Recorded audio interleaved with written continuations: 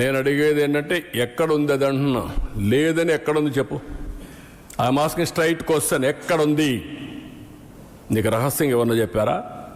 రాత్రి కల వచ్చిందా నీకు? నువ్వు నమ్ముకున్న దేవుడు చెప్పాడా?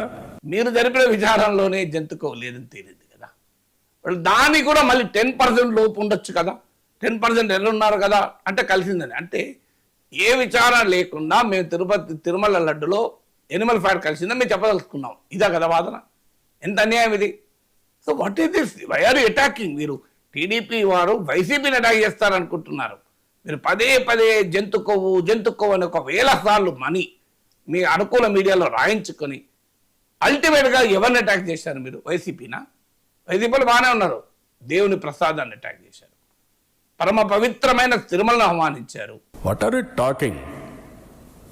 కాబట్టి మర్యాదగా చెప్తే వినాలి, అంతేగాని నేను నా ఇష్ట ప్రకారం ఆర్గ్యూ చేస్తాను అడ్డదుడ్డంగా అంటే కుదరదు. అవన్నీ చార్జ్షీట్ టైంలోనే జంతుకోవని కొట్టిపడేశారు. పాయింట్ అది.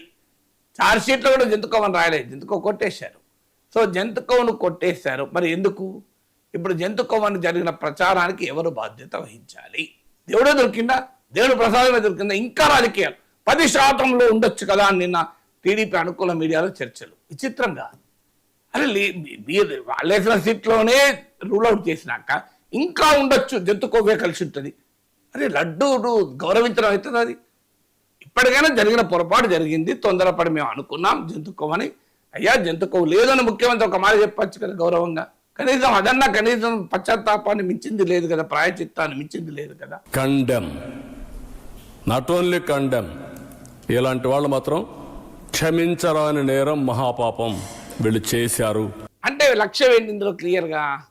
లక్ష్యం ఎట్లనే చేసి తిరుమల లడ్డును అపవిత్రం చేయడమే. ఎందుకు చేస్తున్నారు?